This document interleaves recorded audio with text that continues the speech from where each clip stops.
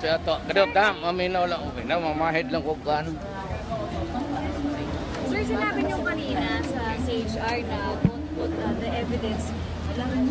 Yeah, yeah, bakit mo ako, but I don't have to mention the names of the criminals that I do not care sino criminal. Alam naman ninyo yan.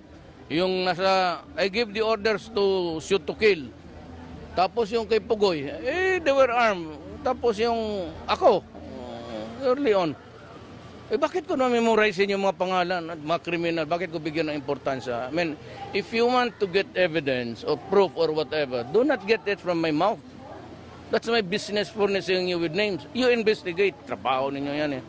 And besides, yung CHR, hanggang ngayon, panahon ni Dilima, panahon ni ETA, hanggang ngayon, sige lang investigar. Pumunta na yan sila dito, kalaki ng gastos ng gobyerno, ang bank sila dito, saan ang report? Where is the product of your... sana? Pumunta kayo dito, you must have accomplished something. Where is the report? Na inimbestigahan ninyo ako. Kaya ako bunga ako, gano'n eh. You were around when I was investigated. You were around when... Ano pa ba ang gusto nila? Ngayon, magtanong na sa akin kung sinong pinatay ko. Maya-maya, na. Your reaction yung mayor sa desisyon ng SE? Well, I am happy kasi, alam mo, trabaho rin niya ng abogado. Pero as I have said, I will not die if I do not become president. Well, nandiyan. Ako nandiyan, mapresidente ako. Pag hindi, di okay. One-time, big-time where na-I-40 ka books, not suspects ang nadakpan ng mga kabok na patay. Dito sa Davao City, citywide, one-time, big-time of My orders to the police is to kill. If your life is in danger or if they resist violently, you kill them and you will do government a favor. Wala pa tayong reward sa police. Mayroon siguro. Tingnan ko. Bakit? Why do you hesitate to kill? Bakit? Why do I have to explain to the heavens na kung pinatay ko kriminal? Magpasalamat na nga kayo eh. Pasalamat kayo ng mga durugista patay na. Kayo from daldal ng daldal. Salamat, Mayor. Or, sinabi niyo po kanina, you advise yung mga opponents po ni Mayor Duterte Na wag kong isisi po kay Mayor yung mababa po nilang ratings, na stick to the issue. Alam nyo, kanya-kanyang style yan na mag-communicate sa tao. Kanya-kanyang way na mag-connect sa tao, no? So, kayo dito sa Davao, sanay na kayo kay Mayor. You know when he uses figures of speech, alam nyo kung kailan siya sarcastic, alam nyo kung kailan niya tinotont ang mga kriminal or yung iba, di ba? So, it comes across very clear. Ako kasi, I was there and I was present nung nagsalita si Mayor about Yolanda, about yung oppression, how the government sometimes, no? Pinuri din naman niya gobyerno, sabi niya may mga successes din pero maraming beses din kawawa ang tao. Minsan sabi nga niya naaawa din siya sa presidente. Doon niya nasabi, yung pag nakita ko yan, sasampaling ko yan. So it was in the context of Yolanda. So in other words, kung sa aming mga Tagalog, parang kung sinabing sasampaling ko yan, ibig sabihin magising yung mga yan, di ba? Gigisingin ko yung mga yan. Ang problema, ang reaksyon kagad nila, sampalan din. O ang reaksyon nila, insultuhin ang Davao City, no? At nakikita ko naman, hindi lang naman sa kampo ng LPN, sa ibang kampo, na simula nung nag-number 1 si Mayor, from courting him, unang-una nung nag-file siya. Bago siya mag-file, lahat sila nagpapa-endorse dito, humingi ng tulong sa Davao, kay Mayor Duterte, pinupuri siya, leadership niya. Nung tumakbo siya, biglang iba na. Normal naman yon kasi katunggali mo na. Tapos nung nag-number 1 siya sa survey, para bang hihimayin bawat sabihin niya.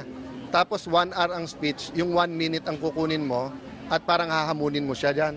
Di ba, 30 years na siyang nandito, naninilbihan sa inyo as mayor, congressman, and vice mayor. Pagkatapos sa CHR, ngayon lang sila magsasabing iimbestigahan na. Tapos hahatiin nila yung sinabi ni Mayor. Ano ba sabi ni Mayor? Lumaban yung mga rapist, kidnapper. Di ba? Kaya nung lumaban sila, napatay sila, pinatay sila. So, anong iimbestigahan mo doon? Lumaban sila. Under the law naman, pag lumaban ka, authorized gumamit ng force ang police. So, kinuha nila yung kalahati na napatay sila at nandun si Mayor. Hindi naman nila tinake yung kalahati. Mag-iimbestiga sila sa gitna ng campaign period. But lahat ito hindi ininda ni Mayor, no? But it doesn't reflect well on the opponents and on the system, di ba? So minsan si Mayor napipilitan makipagsagutan sa kanila kaya sampalan o suntukan niya kasi hindi sanay umatras sa laban yan. But anong pinagmulan? Ang pinagmulan, yung issue, twinist nila. Ang issue nun is Yolanda and peace and order eh. Hindi naman issue doon yung sampalan eh. Tapos sasagot sila about safety sa Davao, kaya nasagot ni Mayor yung iba pang issue, no? So, yun ang advice ko sa mga katunggali. Stick to the issues because minsan akala nyo nakakaisa kayo na parang, I stood up to Mayor Duterte, sinagot ko si Mayor Duterte. Pero sa tao, hindi nang importante. Importante sa tao, how do people have better jobs? Paano gawing safe ang kalye? Di ba? Pag may kalamidad, paano nyo inaalagaan, paano nyo asikasuhin, no? Yun ang mas importante sa tao rather than yung sabihin mo yung sampalan and everything, no? Sir, nagpahagi po kayo kay VP Binay na nadumihan na po yung board na VP. Are you serious? Yes, I feel that way. When people call me VP, being the Vice President, being a Senator is such an honor, di ba?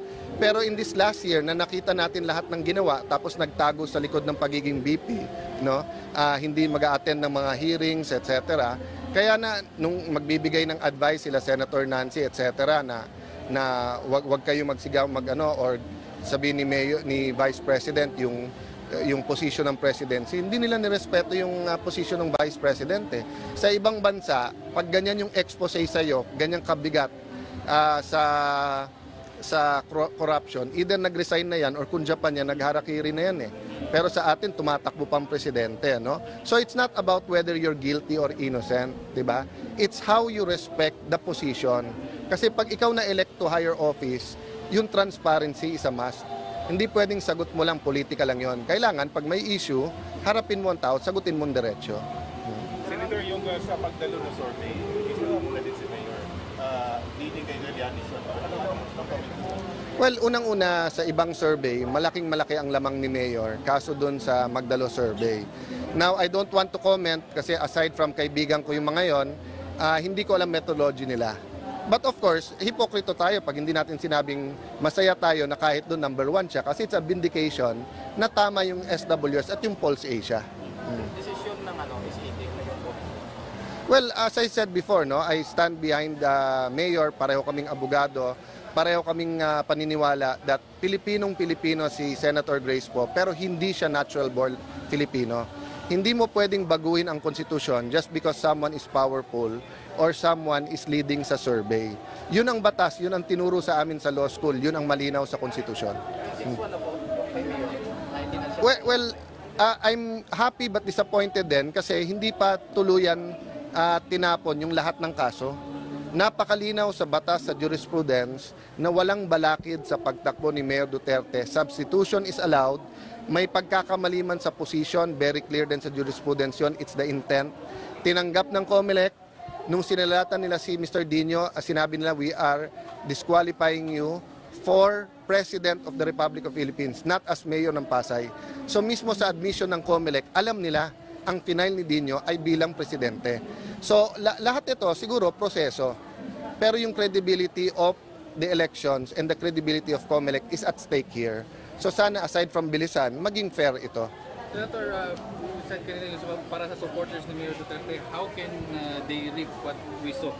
Well, dalawa ang sinasabi ko, no. Number 1, sana itargetin namin hindi lang manalo but a majority president para very clear ang mandate, no. Siyempre nasa tao naman 'yan, pero hindi naman masama na targetin ng mga supporters 'yon. Number 2, we don't only vote, we sacrifice. So pag sinabing no smoking tayong lahat. 'Di ba, in public places. At pag sinabing curfew, susunod tayo lahat kay kapatid natin, anak, etc. So yun ang ibig ko sabihin na kung ano itanim natin, yan din anihin. Kung gusto natin ng pagbabago, hindi yung ilagay lang natin dyan yung gusto natin, lagay natin bata, malakas tayo dyan. Hindi, baliktad.